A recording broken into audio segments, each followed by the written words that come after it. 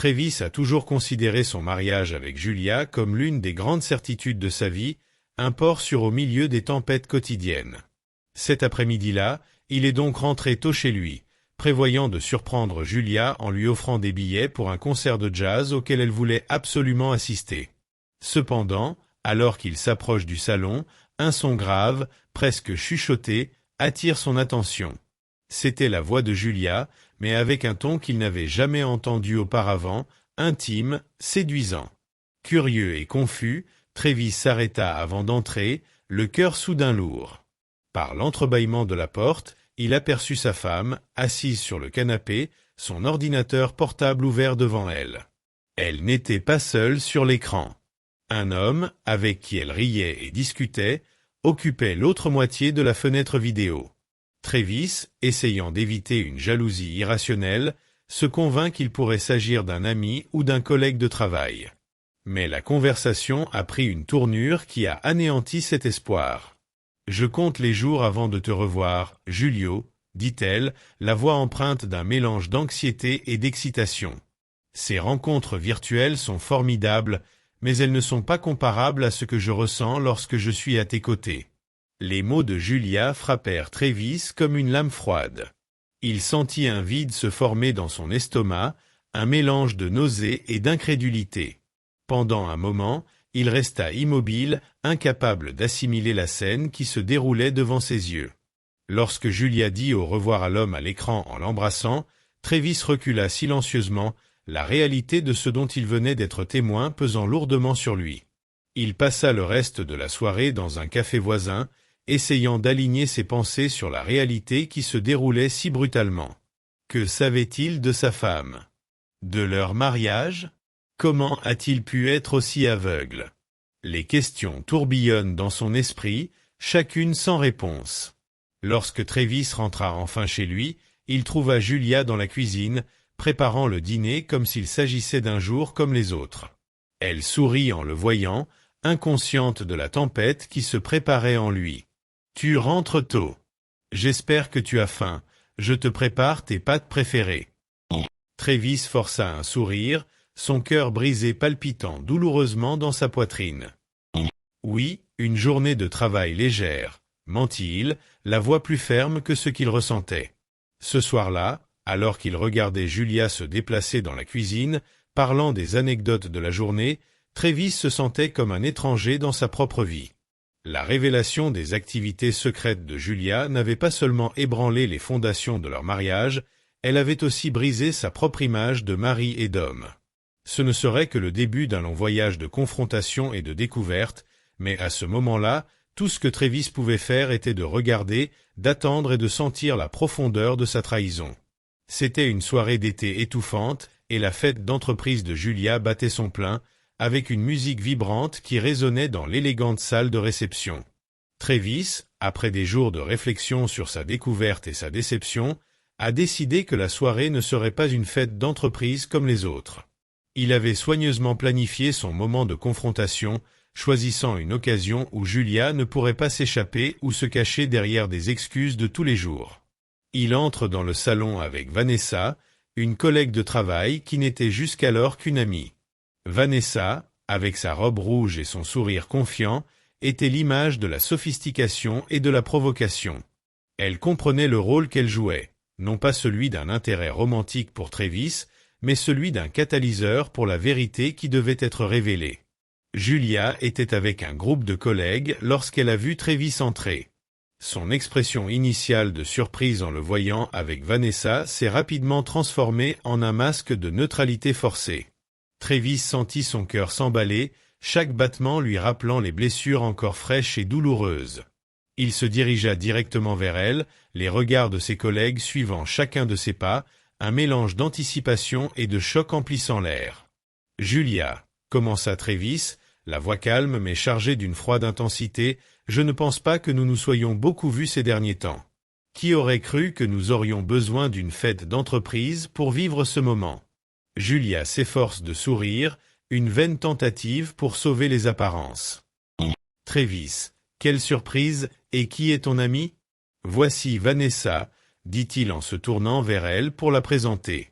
Vanessa fait un petit signe de la main, les yeux fixés sur Julia, manifestement consciente de la tension qui règne dans cette réunion. « Je ne savais pas que vous étiez proche », dit Julia, chaque mot soigneusement choisi, son regard alternant entre Travis et Vanessa. « Oh, il y a beaucoup de choses que tu ne sais pas sur moi, apparemment, » rétorqua Travis, l'acidité de ses mots étant plus palpable qu'il ne l'aurait voulu.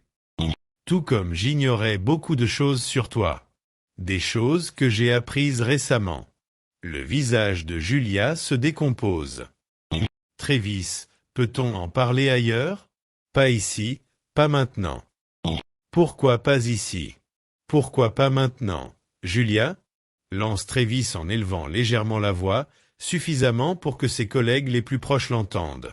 « Pourquoi tu peux avoir des secrets et moi je ne peux pas avoir une conversation honnête à une fête? » Julia regarda autour d'elle nerveusement, voyant les regards curieux de ses collègues.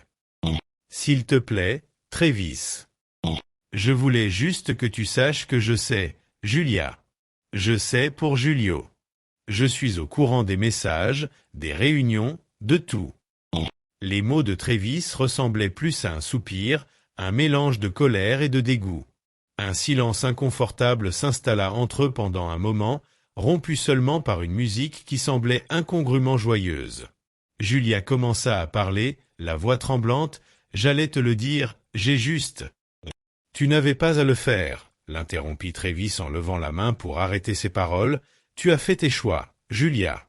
Maintenant, je fais les miens. » Sur ce, il se retourna, prit Vanessa par le bras et s'éloigna de Julia, la laissant seule avec le poids de ses paroles et les regards inquisiteurs de ses collègues. La soirée, qui avait commencé comme une célébration, s'était transformée en une scène de vérité révélée et de masques arrachés. Malgré la douleur, Travis éprouve un étrange sentiment de soulagement. La vérité était enfin dans l'air, lourde mais libératrice. Si la nuit de la fête avait été un premier pas dans la révélation des trahisons de Julia, Travis savait que le chemin vers la vérité et la justice exigeait plus qu'une simple confrontation émotionnelle.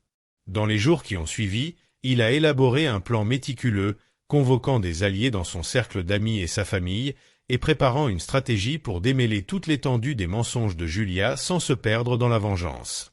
La première étape de Travis consiste à rassembler des preuves concrètes des infidélités de Julia. Il a parcouru de vieux messages, courriels et journaux d'appel qu'il avait auparavant ignorés ou mal interprétés.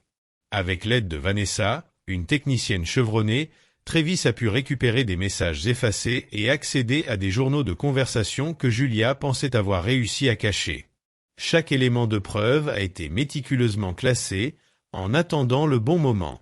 Sachant qu'il aurait besoin de plus que de simples preuves numériques, Travis a également cherché le soutien émotionnel et stratégique de ses amis les plus proches et de sa sœur, Camilla. Par une froide soirée d'automne, il les a réunis chez lui, leur a servi du café et leur a raconté son histoire. La réaction a été un mélange de choc et de soutien inconditionnel.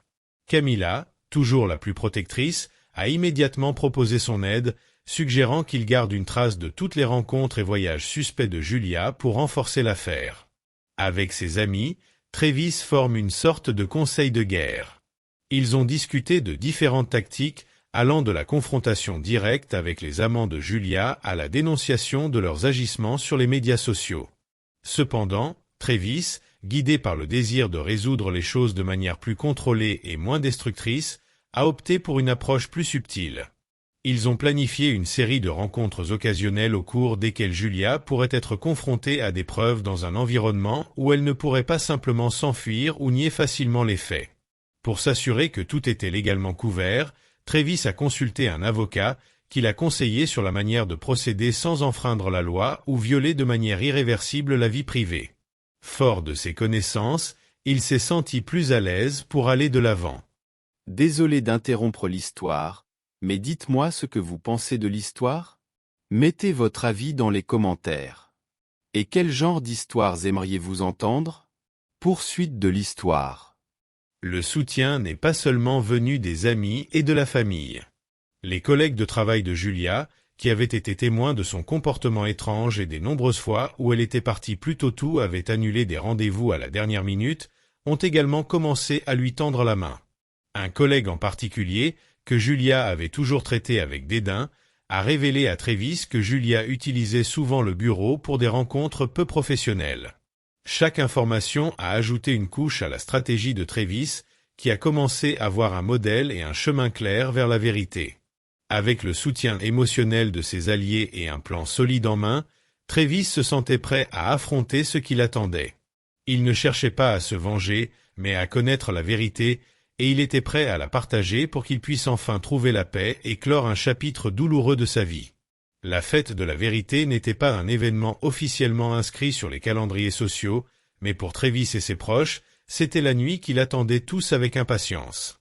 Il avait choisi une grande fête d'anniversaire pour un ami commun, sachant que Julia serait présente.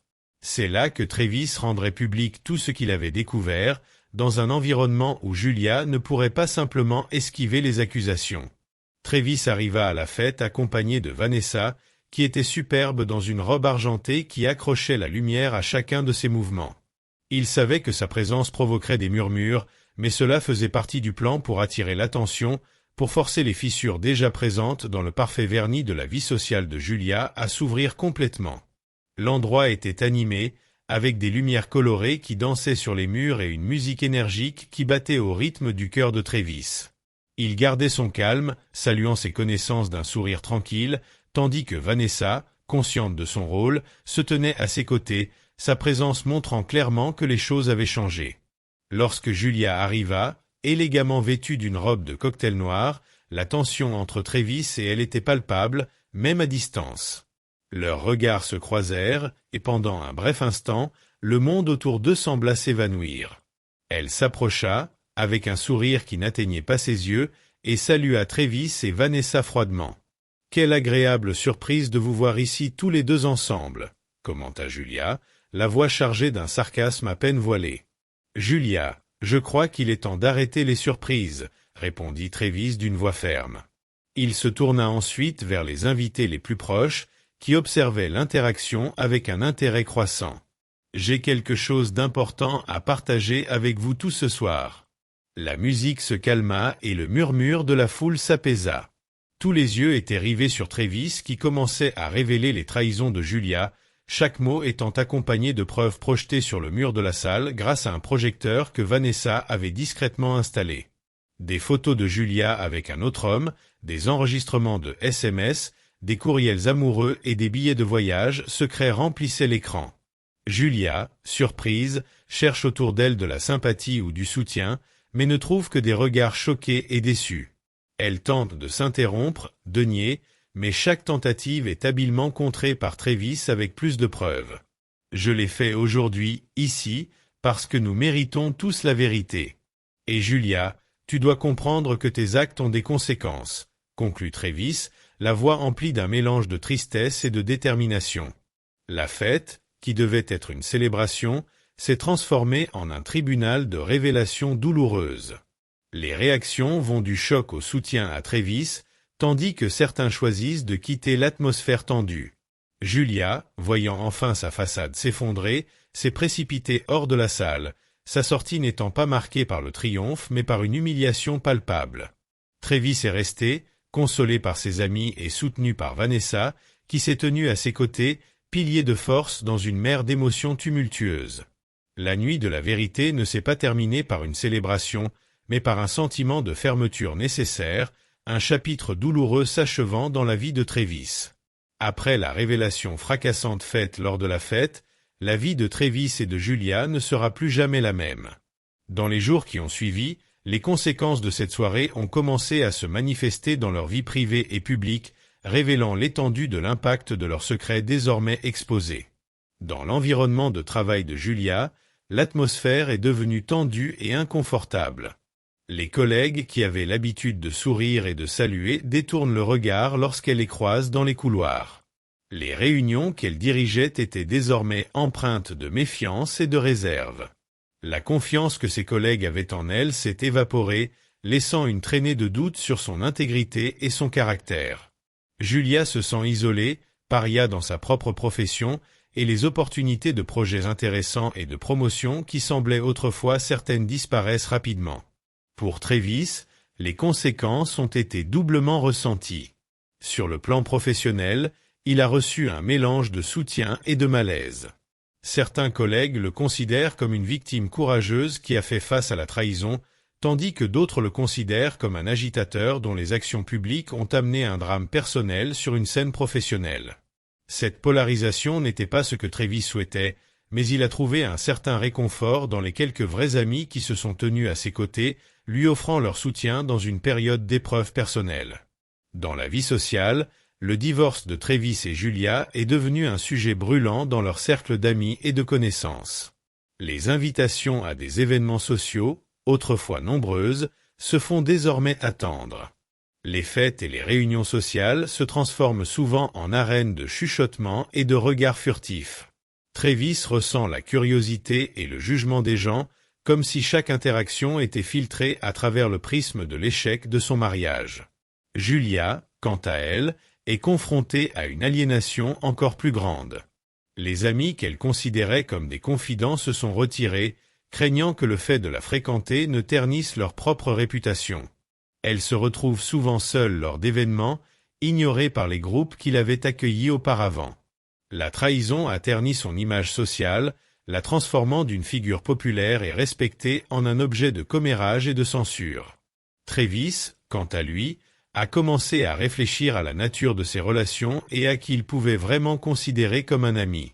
Il a passé plus de temps avec sa famille et les quelques personnes qui lui sont restées fidèles pendant la tempête.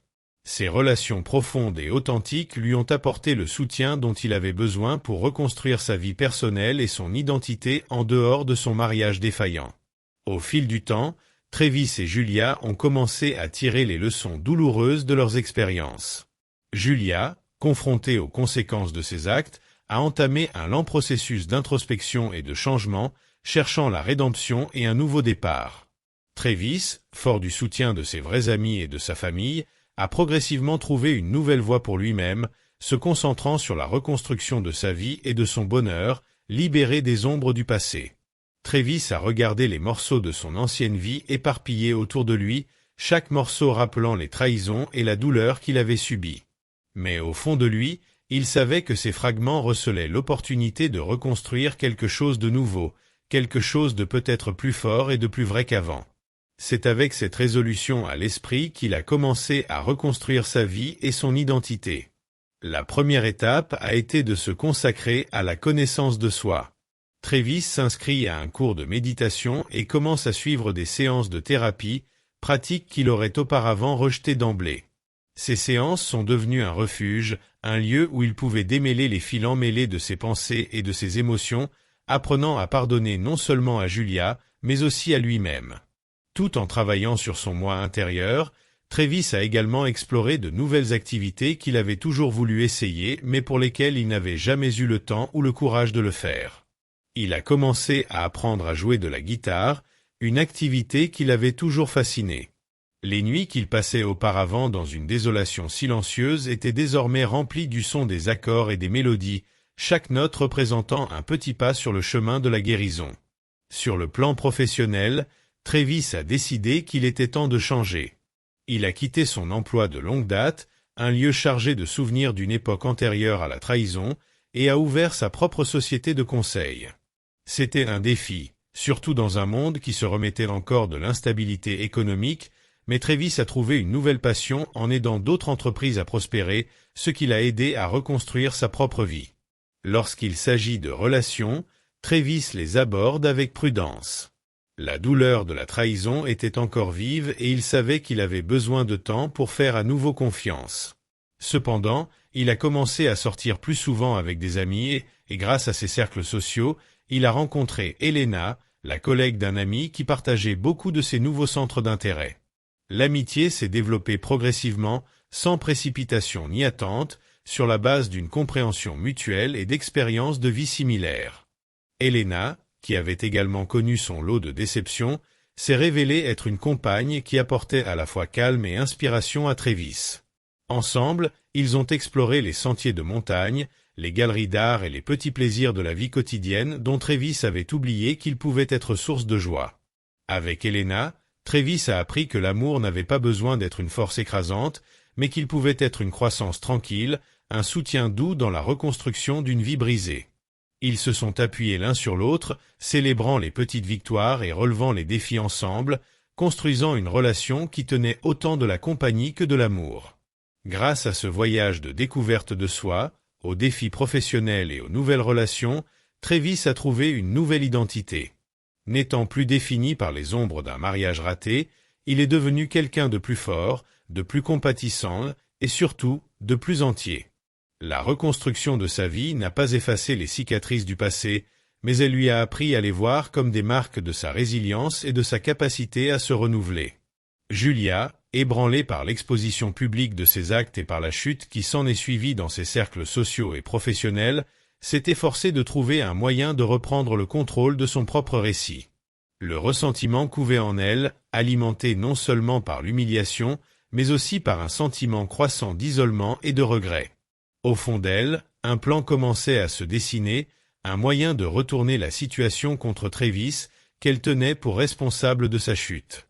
Poussée par un mélange toxique de vengeance et de désespoir, Julia a commencé à répandre des rumeurs sur Travis. Elle le dépeint comme un mari autoritaire et vindicatif, qui a exagéré ses transgressions pour s'attirer la sympathie. Ces histoires ont commencé à circuler, chuchotées dans les coins des soirées et les couloirs des bureaux, et pendant un moment, elles ont semblé susciter un certain doute parmi les amis et les connaissances de Travis. Travis, pour sa part, a pris connaissance de ces rumeurs par l'intermédiaire d'amis fidèles qui les ont remises en question, non pas par suspicion, mais par inquiétude. Il était confronté à un nouveau défi. Comment répondre à ces attaques sans retomber dans le même cycle de représailles et de conflits? La réponse est venue de son propre parcours de croissance et de connaissance de soi. Travis a choisi de ne pas riposter. Au lieu de cela, il a continué à vivre sa vie avec intégrité, laissant ses actions parler plus fort que les mots empoisonnés de Julia. La vérité a fini par s'imposer à la plupart des gens. Ceux qui connaissaient vraiment Travis ont constaté un désaccord évident entre l'homme qu'il connaissait et l'image que Julia essayait de dépeindre. Peu à peu, les tentatives de vengeance de Julia se sont essoufflées, ce qui l'a amené à une profonde réflexion sur ses propres choix et sur ce qu'elle voulait vraiment pour sa vie. Confrontée à l'inutilité de sa vengeance et à la solitude que ses actes lui avaient causée, Julia a cherché Travis pour une dernière discussion. Ils se rencontrent dans un café neutre, un espace qui promet un terrain d'entente, loin des regards du passé. Assis l'un en face de l'autre, la tension initiale fait place à un dialogue prudent. Julia, à voix basse et avec un tremblement perceptible, s'excuse non seulement pour les rumeurs, mais aussi pour la douleur qu'elle a causée. Elle admet que ses actions ont été guidées par la peur et par un besoin désespéré de se sentir valorisée, ce qu'elle a compris qu'elle devait trouver en elle-même, et non à travers le regard des autres. Travis l'écoute, son attitude reflétant la réserve de quelqu'un qui a appris à protéger son cœur, mais aussi la compassion de quelqu'un qui comprend la faillibilité humaine. Il a accepté ses excuses, non pas parce qu'il voulait renouer avec Julia, mais parce qu'il savait que le pardon était un élément essentiel de sa propre guérison. Ils n'ont pas quitté le café en tant qu'amis, et ce n'était pas le but. Ils sont partis comme deux personnes qui avaient partagé une partie importante de leur vie et qui se séparaient maintenant, chacun ayant une meilleure compréhension de ses faiblesses et de ses forces. La résolution a pris la forme d'un adieu tranquille, d'une reconnaissance du fait que certaines histoires ne se terminent pas ensemble, mais que chaque personnage continue séparément, chacun à la recherche de sa propre rédemption et de sa propre paix. La douce lumière du crépuscule filtrait à travers la fenêtre du petit bureau de Travis, où il passait désormais ses journées. Entouré de livres et de la guitare qu'il a récemment appris à jouer, il réfléchit aux tours et détours qu'a pris sa vie. Chaque objet de son bureau semble porter une histoire, une leçon apprise à la dure. Travis était devenu un homme différent. La trahison et le combat pour la vérité qui s'en est suivi ont laissé de profondes cicatrices, mais ont aussi ouvert la voie à une meilleure compréhension de lui-même et des complexités humaines. Il avait surtout appris la fragilité de la confiance et la force nécessaire pour la reconstruire. Il s'est rendu compte que la confiance n'est pas une chose à accorder à la légère, ni une chose qui, une fois brisée, est facile à réparer. Il s'agit d'un équilibre délicat entre la connaissance profonde de quelqu'un et l'acceptation du fait que chacun a ses zones d'ombre. En ce qui concerne l'amour, Travis a découvert qu'il se présente sous de nombreuses formes et qu'elles ne sont pas toutes permanentes ou parfaites. L'amour peut être un phare, guidant à travers les ténèbres, mais il peut aussi être un miroir, reflétant les parties de nous-mêmes que nous évitons d'affronter. Grâce à son voyage avec Julia, puis avec Elena, Travis a appris que l'amour le plus durable est celui qui repose sur le respect et l'acceptation mutuelle, non seulement de ce qui est facile à aimer, mais aussi des défauts et des imperfections. Une autre leçon a été tirée de la solitude qui a suivi leur séparation. Travis a trouvé du réconfort dans le calme, chose qu'il évitait auparavant, remplissant son temps de bruit et de distraction. La solitude lui a appris à apprécier sa propre compagnie, à développer des intérêts qu'il n'aurait pas envisagés auparavant et à apprécier le silence qui laisse place à l'introspection. Travis a également appris la résilience. Il a découvert en lui une capacité à faire face à l'adversité qu'il n'aurait jamais cru posséder. Chaque défi, chaque revers a été l'occasion de grandir, de s'adapter et de devenir plus fort. Cela l'a non seulement aidé à surmonter la douleur, mais l'a également préparé à affronter les défis futurs avec une nouvelle perspective. Enfin, la plus grande leçon de Travis concerne le pardon. Il a appris que le pardon n'était pas un cadeau pour l'autre personne, mais une libération pour lui-même. Pardonner à Julia n'était pas une déclaration d'oubli ou d'acceptation de ses actions, mais un acte de prise de conscience que tout le monde fait des erreurs et que porter la colère et le ressentiment est un fardeau trop lourd pour le voyage à venir. Assis dans son bureau, regardant le coucher de soleil qui colorait le ciel de nuances d'orange et de rose, Travis ressentait une paix qu'il n'avait pas connue depuis longtemps. Les leçons apprises n'ont pas été faciles, mais elles ont été fondamentales. Elles avaient remodelé sa vision de la vie, de l'amour et surtout de lui-même et de sa place dans le monde. Fort de cette nouvelle compréhension, Travis était prêt à poursuivre son voyage, quel qu'il soit, avec un cœur plus sage et un esprit plus ouvert. Le ciel bleu clair s'étendait au-dessus de Travis qui marchait au bord de la plage, les grains de sable frais sous ses pieds nus. C'était le début d'une matinée tranquille et il en appréciait chaque instant, respirant profondément l'air salé qui promettait un renouveau et de nouveaux départs. Depuis sa dernière grande transformation, Travis avait appris à apprécier la simplicité et à rechercher des moments de paix. Son ancien moi aurait pu trouver cette nouvelle immobilité difficile, mais il la voyait désormais comme une occasion d'écouter ses propres pensées et de se connecter plus profondément au monde qui l'entourait. Ce matin-là, alors qu'il regarde le soleil se lever, peignant le ciel de nuances vibrantes d'orange et de rose, il réfléchit au chemin que sa vie a emprunté. La douleur du passé, bien qu'elle n'ait pas été complètement oubliée, s'était transformée en apprentissage, et chaque leçon l'avait préparé à ce moment précis de renaissance. Avant de continuer l'histoire, assurez-vous d'être abonné à la chaîne, car les prochaines histoires seront encore meilleures. Retour à l'histoire. À ses côtés, Elena, la femme qui est devenue peu à peu sa compagne au cours des derniers mois. Contrairement à ses relations passées, tout semblait naturel et simple avec Elena. Ils partageaient un amour tranquille, basé sur le respect mutuel et une profonde compréhension des cicatrices qu'ils portaient chacun. Ce n'était pas un amour de conte de fées, mais il était réel et tangible, tissé dans les petits gestes et les conversations sincères qui remplissaient leur journée. Elena s'arrêta et regarda l'horizon, ses cheveux dorés brillant dans le soleil levant. « Tu as déjà pensé au chemin que nous avons parcouru ?» demanda-t-elle, une note d'émerveillement dans la voix. « Tous les jours », répondit Travis en souriant et en lui prenant la main. « Et je suis reconnaissant pour chaque étape, surtout celle que nous avons franchie ensemble. » Avec Elena, Travis avait trouvé une nouvelle forme d'amour, un amour qui n'exigeait pas de sacrifice en termes d'identité ou de liberté, mais qui célébrait l'individualité de chacun tout en construisant quelque chose ensemble. C'était un équilibre qu'il n'avait jamais imaginé possible, mais qui définissait désormais chaque jour. Outre l'amour, Travis s'est lancé dans une nouvelle carrière. Sa société de conseil avait décollé, portée par sa passion renouvelée et son désir d'aider les autres à réaliser leurs rêves. Chaque nouveau projet était une aventure, chaque client un nouveau défi qu'il relevait avec enthousiasme. Ainsi, Alors que le soleil se levait, illuminant un chemin doré au-dessus des vagues de la mer, Travis ressentait un profond contentement. La vie comporte encore des incertitudes, bien sûr, et chaque jour n'est pas facile, mais il sait qu'il a la force de faire face à tout ce qui l'attend. Avec Elena à ses côtés et un sens renouvelé du but à atteindre, il était prêt à explorer les chapitres non écrits de son histoire. Ce n'était pas seulement un nouveau départ, c'était une célébration de tout ce qui avait été surmonté et une acceptation joyeuse de toutes les possibilités que l'avenir lui offrait encore.